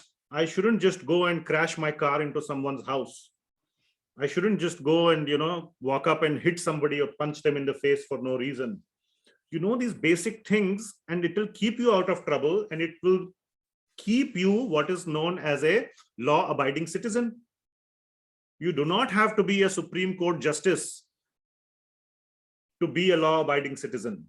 Have I proven that through this argument? Correct? Otherwise, all of you should have visited jail once or twice at least. Similarly, Lord Krishna is saying just knowing karma, akarma, and vikarma is enough. You don't have to know it. You don't have to become Yamaraj. He's the Supreme Chief Justice of the Supreme Court. Okay? You don't have to become that person. So what is karma, akarma, and vikarma? Let us talk about that. Okay? So karma means pious action. Now, again, concisely it is given. Now you can ask what is pious action, and you can ask all the details. Then it will become a big law book. Supreme Court justices have these big books in their library. So we don't want to go there. Don't you all at a very high level understand what is pious action, good things? At a very fundamental level, it is don't do something to somebody which you wouldn't want to happen to yourself. At a very simple level, that's what it means. Vikarma is the opposite of that, which is sinful action. Harming somebody, hurting somebody, harassing somebody which you would not want to happen to you, but you do it to others. That is vikarma. But the important one here, which is what I have listed here, is akarma, which is spiritual action. Why is this a third category? Because the first two categories are binding. They produce reaction. This we have already discussed in third and second chapters. Anything good or bad you do, it will produce a sweet or a sour fruit. And you have to enjoy it or suffer it. You cannot say, I give up the sweet fruit. Okay? So if you do pious activity, you will get pious reaction. You have to enjoy. You must think about it before doing the activity, not after. Before doing the activity, you have to do it with spiritual consciousness. If you do an activity with spiritual consciousness, the result will be produced, but then you will not be forced to enjoy it. That is called akarma. Are you following? So akarma is basically spiritual action or action done with spiritual consciousness. What does it mean? So let us see what it means. I request you to read the translation of 18th verse. So we discussed 16th, where the mohitaha was there. 17th was these three terms, and gahana karmano gatihi. 18th is describing a spiritual action. Not fully, part of it is describing spiritual action. So please read it. Just the translation.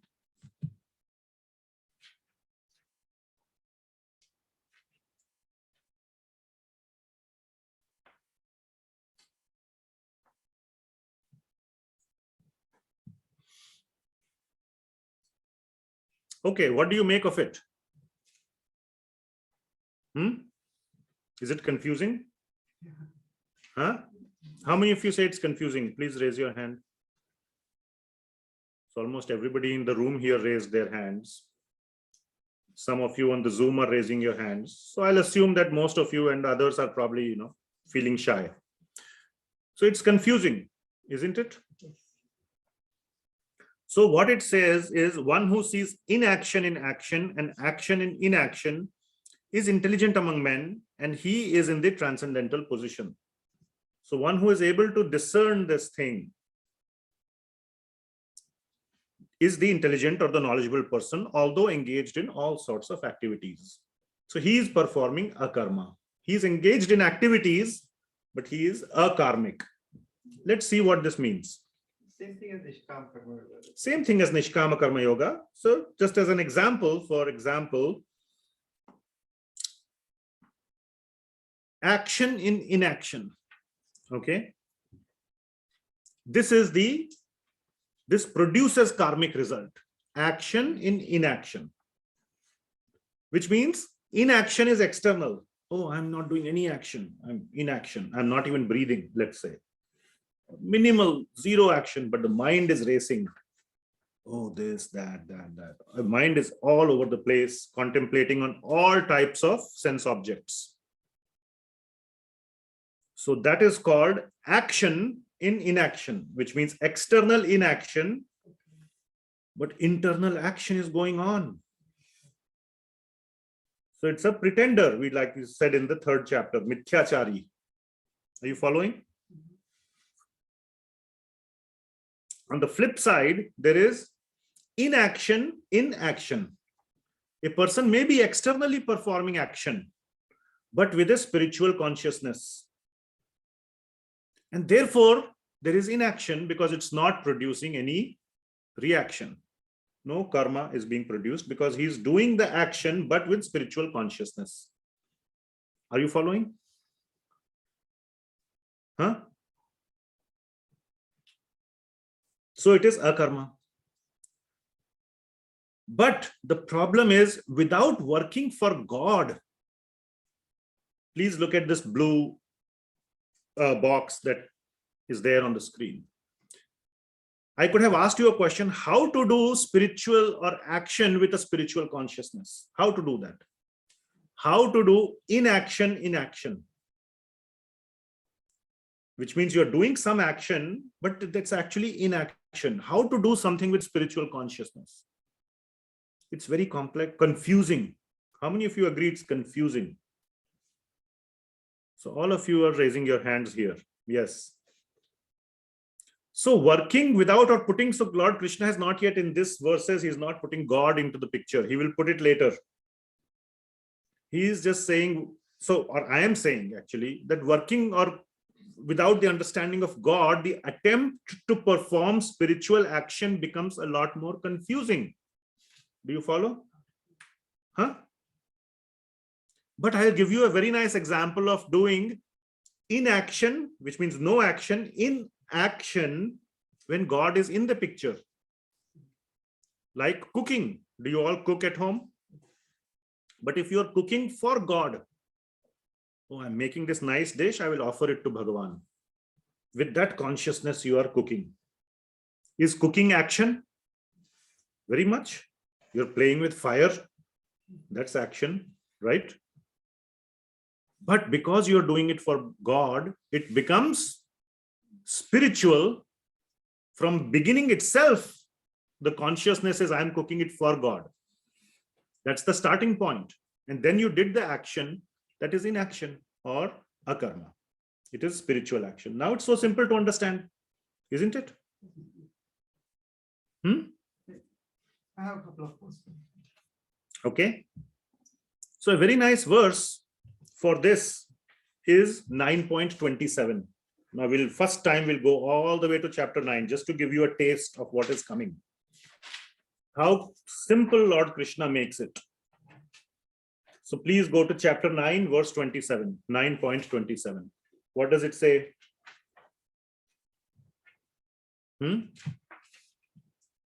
Anybody dares to recite it nicely? Translation. The translation? No, the Sanskrit. I love the Sanskrit part.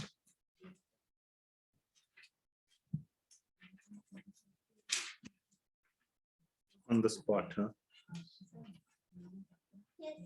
karoshi yadashnasi yajjuhusi dadasi yattakasyasi kaunteya tatkarushva madantanam. Very nice. How old are you? And 10 years old. That's nice. So, what is Lord Krishna saying? Yad karoshi, yad ashnashi. Whatever you do, karoshi, ashnashi means to eat. Whatever you eat, etc., etc. Tad kurushva mad arpanam. Do that as a offering to me. Offer it to me. And read the next verse. Who wants to read the next one? Yes. Subha palayvam mokshayase karma bandhanaihi sanyasa yoga yuktatma vimukto mam upaishyasi. So by working in this way, what will happen? Shubha, ashubha, phalai evam. Whatever sweet or sour fruits that were to come from it, phala. Moksha se karma bandhana. You will not be bound to the karma bandhana coming out of those resultant activity. So this verse, if previous verse, yad karoshi yad ashnashi, if you remove mad arpanam, it becomes nishkama karma yoga. Because you added mad arpanam, it converted from nishkama karma yoga to bhakti yoga. And the result is the same. Shubha, ashubha, phalair evam, moksha se karma bandhanaihi. You will get, that is akarma. But by performing bhakti, which is so simple, because you're offering to Krishna. Otherwise, it becomes confusing. Now we go back to that blue box. How do you do spiritual activity or activity in spiritual consciousness without putting God into the picture? Very confusing, at least I don't know. So if you were to have such a question, how to do it, Prabhuji? I'll fold my hands and say, I don't know of any other way other than putting God into the picture and waiting till chapter 9. That's the only way I know. If you know of any other way, please educate me. I am open. There is no other easy way. All right? Are you following? Following? Okay. So that was the definition of Nishkama Karma Yoga, or the knowledge of Nishkama Karma Yoga, but it becomes very easy. It is still confusing. And Lord Krishna is acknowledging it is confusing. In the previous verses, he said, yes, it is very complex. But later on, he'll make it very easy, because when you convert Nishkama Karma Yoga to Bhakti, it's a very small change. Consciousness-wise, it's a huge change. Externally, it's a very tiny change. But that makes all the difference practically for us. You're following? All right, questions. So we have a question in the room. Yeah. How do we put God in our day-to-day work, right? We do work for material, taking care of our body and things like that. How do we? So the question is, how do we put God in our life? Few more weeks. Just stick around. I can try to give a long answer. It will take away the next 20 minutes. I can give a brief answer. Okay. Very simple answer is, think about God. Everything that we have received is because of God. Okay. There are so many people with no fault of theirs are miserable. Okay. With no fault of theirs. No, at least in this life. In this life. So, whatever may be the case in our past life, today we are having a good life, isn't it? Show your gratitude to God for that. He has given us, even if we have done bad karma in the past, we have a human life. You could have been a cat, or any cats, dogs on Zoom right now. No, all humans. So at least you have your human body to thank. Show your gratitude to God for the tiniest of things. And every day spend 10 minutes taking his name. That is the starting point of communicating with God. You have a mother or father, Prabhuji? Yeah. Where do they live? Chennai. Chennai. Very nice. You perfect example. Do you call them up? Yeah. How often? Weekly. Weekly. And what do you talk about? How they are doing, well-being, health. Health, all those things. Yeah. Anything else? You have children? Mhm. Do you tell them about your children? What they are doing? Your children, which means their grandchildren. Mhm. They want When it comes up. when it comes up. So you have a nice talk Mhm. with and they feel happy with that, Mhm. even though they are far other side of the world. Correct? Right. So that is because you love your parents, and that's why you call them. So similarly, God is our parent. Okay, but we don't know how to communicate with him. So in our Shastras, the way to communicate, first we have to establish the communication line. You have to install the telephone in your house. Without installing the phone line or buying a cell phone with SIM card, how will you call? So first you have to establish the fundamentals. That's our situation. We have forgotten our father so much, we didn't even buy the telephone, let alone calling them and talking to them weekly. All that happens once you have the telephone and your connection and everything. So first establish that. Okay, find out their phone number, which means Bhagavad Gita tells the phone number. Start off by doing 10 minutes of Nama Japa. That is our side of communication. Bell rings, tring, tring, tring, tring. You are making the phone call. When he will pick up the phone is up to him. You have not called him for such a long time. If you don't call your parents for 1 year, what will they think?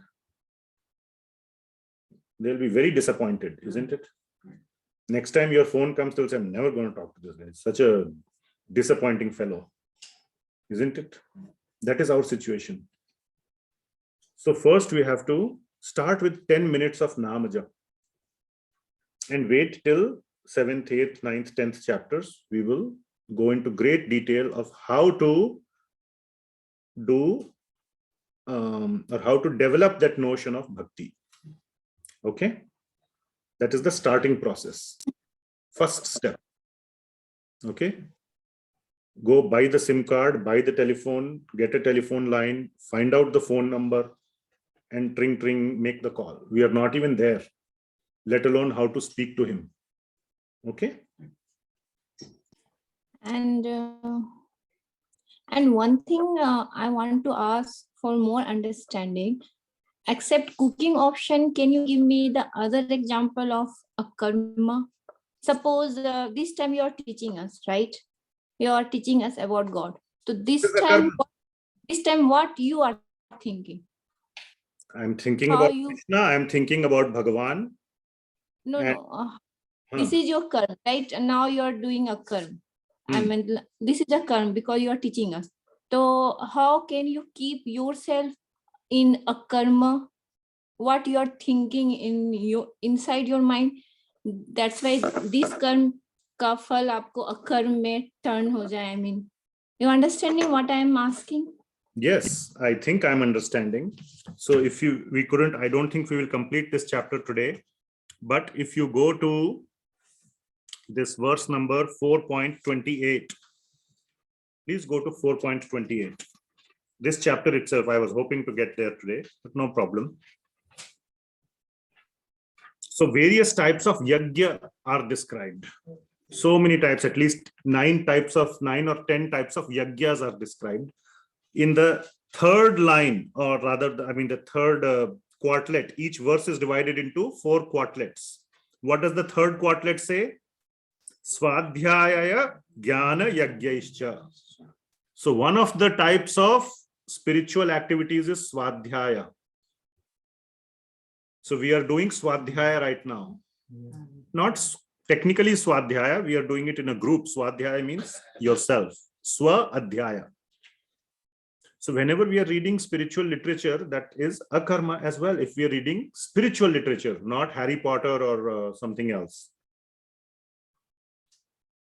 So this activity, yes, we are doing an activity. I'm talking, you are all, if you are attentively listening, you are doing akarma. There is no difference between Bhagavan or God and his words. Just like I said just now, nama japa.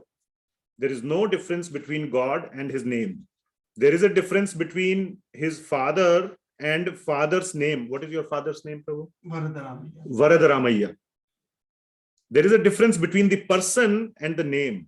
But in case of Bhagavan, both are one and the same. There is no difference between name and person. So when we take the name, we can experience the person. Okay? So Okay. that also is akarma. Reading his instructions, his whatever he has told us, which is Bhagavad Gita, it's being spoken by Krishna. Reading that is also akarma. So yes, 24 hours in a day, we cannot do akarma. I am not, if you're asking me what I am doing, I am not doing. But I can say I'm trying to do for few hours in a day. So I'm also on the same journey as you all are. Maybe I'm a little bit ahead of you. Maybe you are ahead of me. I don't know. Maybe you are. So, but we are all on the journey. Let us try to increase it from 0 to some tangible value every day. That should be the goal. तो हमारा सारा कर्म अकर्म नहीं हो सकता, right? लेकिन जो कर्म अकर्म नहीं हो रहा, तो फिर उसका फल भोगने के लिए तो हमें वापस आना ही पड़ जाएगा। नहीं है, उसका फल भोगने के लिए आपको केवल इतना करना है कि 18वें चैप्टर तक वेट करना है। उसका आंसर भी आपको मिलेगा। थोड़ा सा पेशेंस को क्या कहेंगे हिंदी में? धैर्य। थोड़ा धैर्य रखिए। यस, ठीक है, आपने कोर्स में एनरोल किया है, कम से कम 18वें चैप्टर का वेट करिए। ओके, इसका उत्तर भी भगवान अवश्य देंगे। God will definitely answer this question as well, that I cannot do akarma 24 hours a day. I can maybe do it for 3 hours a day. What happens to the balance 21? It's a very genuine question. And Krishna is not, aloof. He realizes that we have this question and he will so perfectly answer this question, you will get blown away. Just wait. Okay, thank you. Anything else? So we are going to stop here at 4.18 today and see if there are more questions. We still have 5 more minutes, but I don't want to. If you want, I can do one more section, but I hesitate to. Any other questions? Like Arjun was asking questions, tough questions.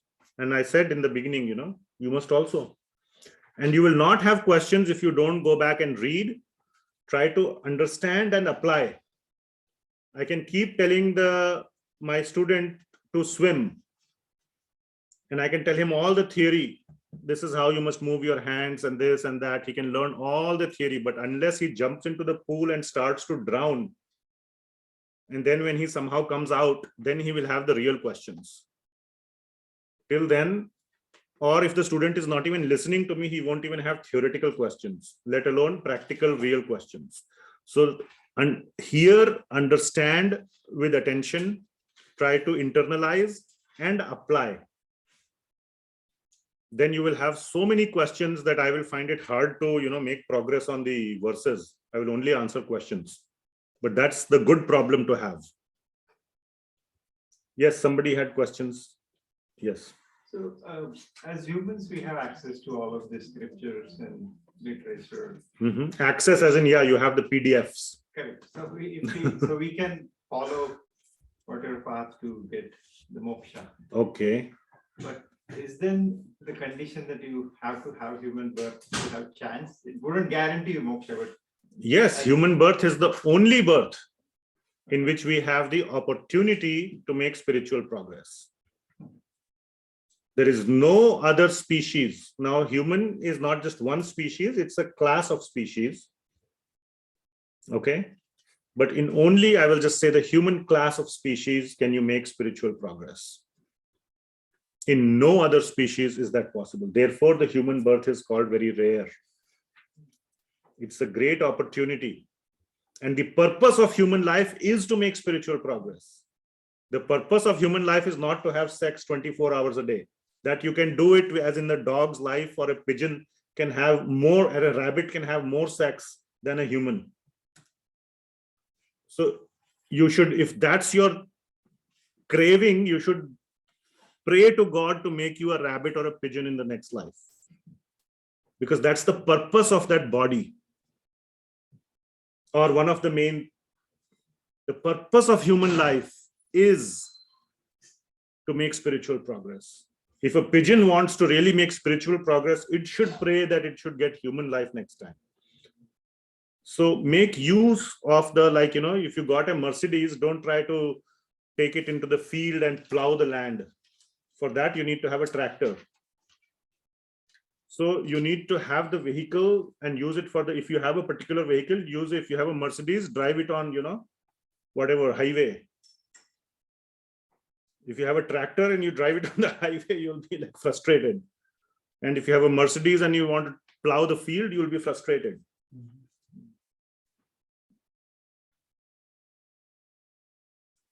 So, I mean, again, diverging, how would a non-human species get a human birth? So now you're going into a very deep question. How can a non-human species get a human birth? And Prabhuji, sorry to interrupt, but can I add one more question to that because it's relevant? So my question is, and once you get a human chance, it's hard to get moksha, but how can you guarantee that you'll get another birth as human so you can keep making progress? Very nice. So that question also is Lord Krishna had anticipated, Mataji, that you will ask this question today. So he predicted that long back and he answered it in 6th chapter. Okay. So please again have patience till 6th chapter. If you are very curious in sequence, please go ahead and read Bhagavad Gita. It is answered in 6th chapter, verse numbers 40 to 45. Okay, thank you. I have pointed you to the exact location, exact verses where this is answered. But please wait till then. I forgot your question. Yeah, how does an animal get elevated to human life? Two ways. One way is through the karmic cycle. There is a reason why one gets an animal or whatever, not just animal, even a tree is a life form. So you can become a tree. Arjuna, the tree is the Nalakuvera and Manigriva. In Bhagavatam, there's a story. There were two boys who became trees. Anyway, so there's a reason you take a non-human life, and fulfilling that whole purpose, then again non-human like that. Then finally, once your karmic baggage is almost to a level where you become eligible to get a human life, you take a human life. So your karmic baggage is getting depleted throughout the other species or other life forms. Okay. So no matter what karmas you do as that, you cannot just elevate yourself as an animal, as a human. They don't have intelligence. Then you are in like a fixed path. Okay, what you in computer science we call it a predictable route, a finite path. So basically you have to take that loop. There's no shortcut. There is a shortcut.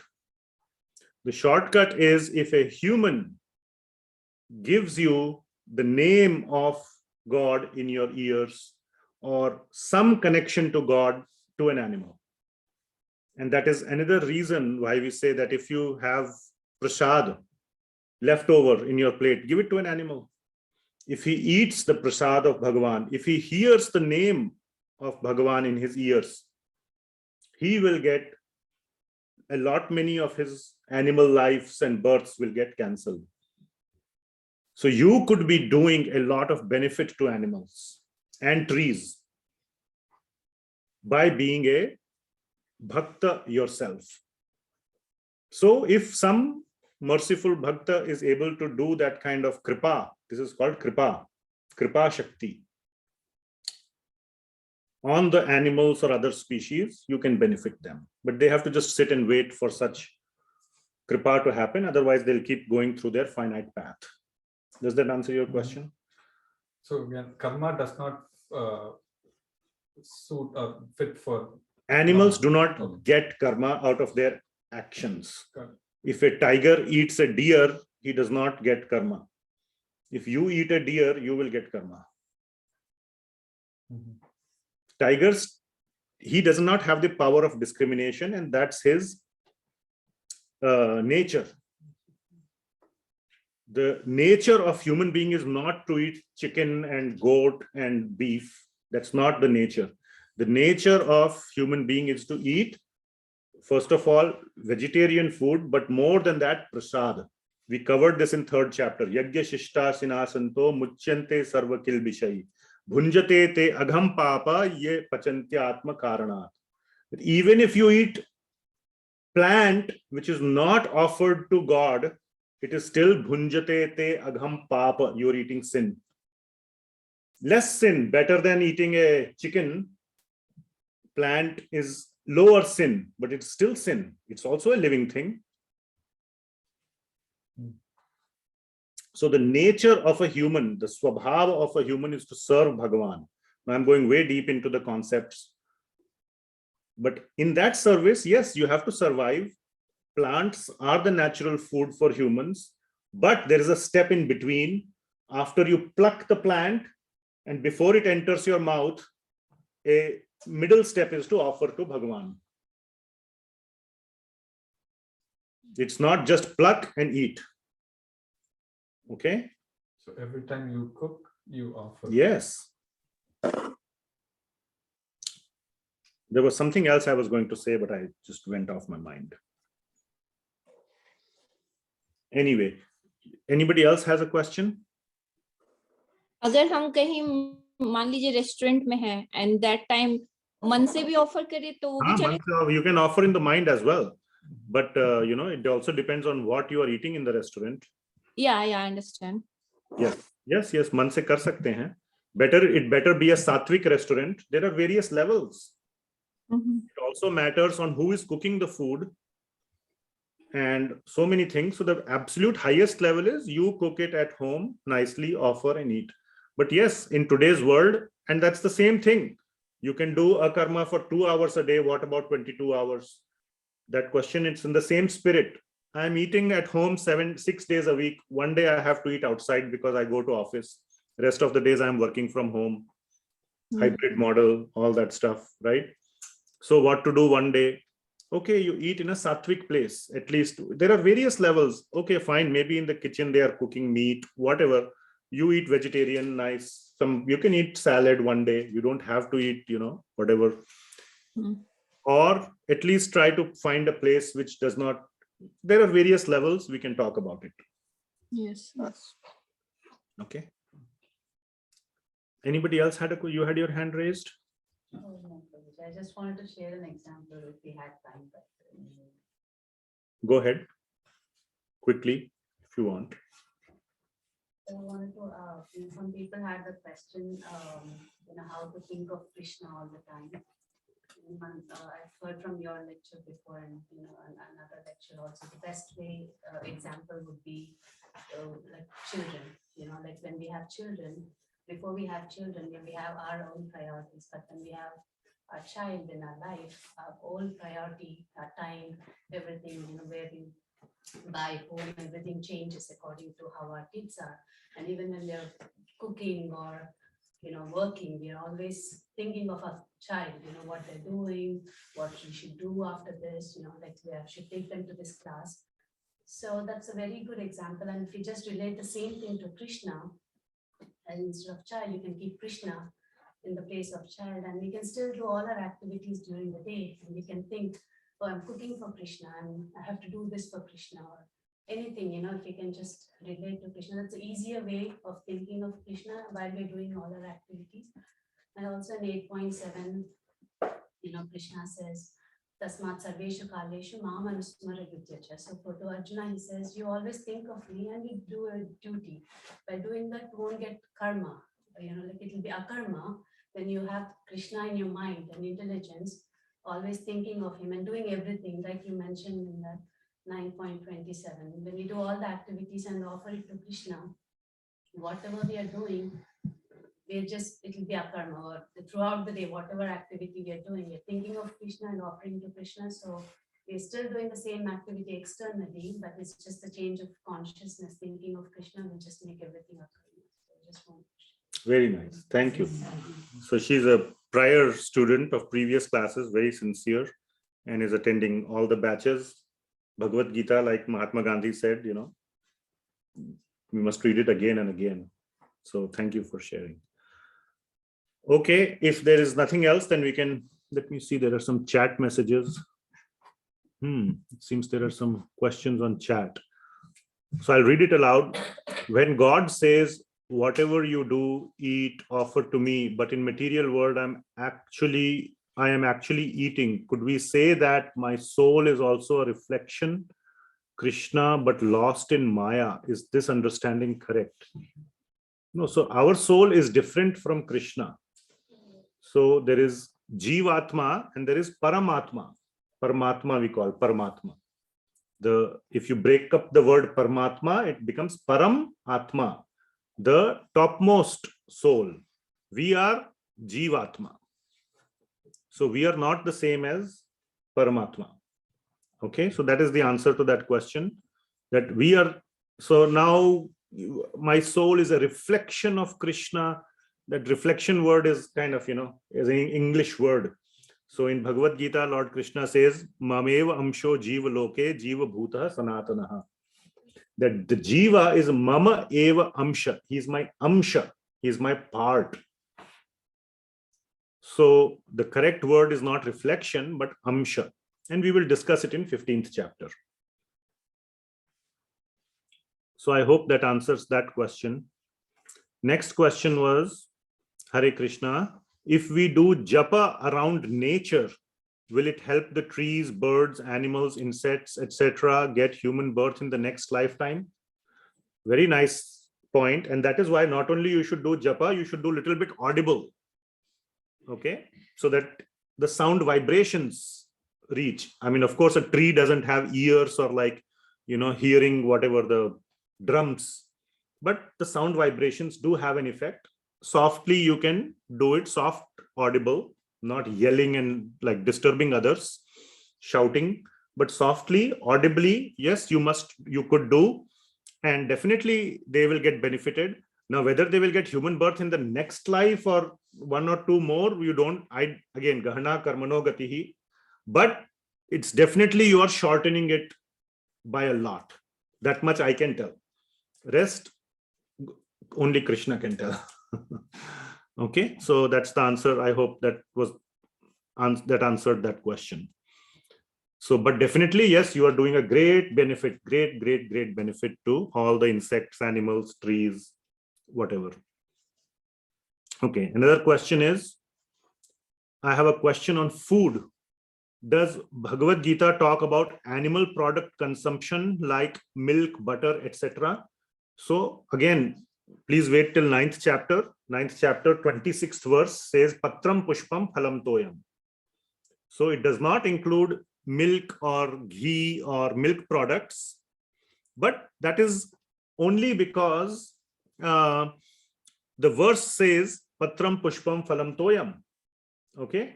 In 18th chapter, there is another verse which calls about go raksha, taking care of the cows.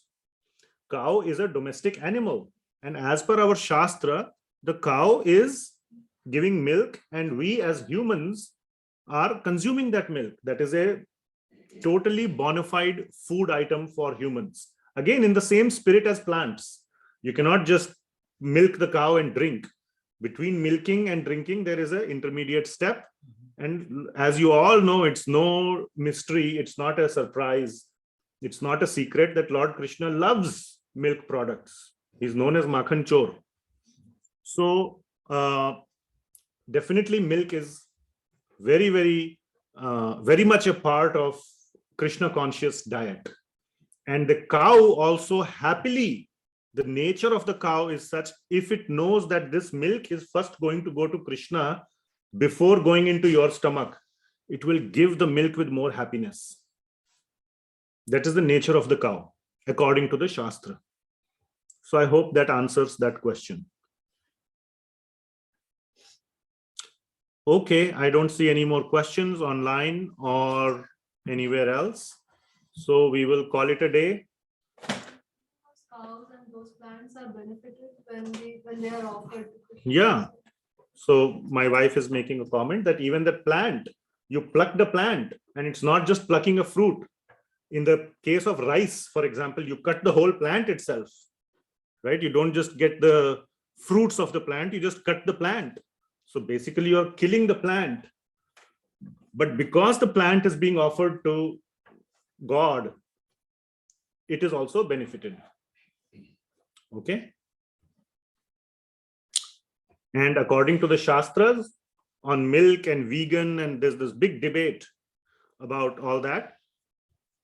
By nature, the cow produces way more milk than what is needed by its calf.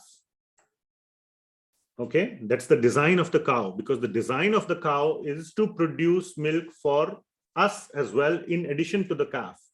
A true devotee will first let the calf drink, and then the cow will more happily give more milk because it has that capacity.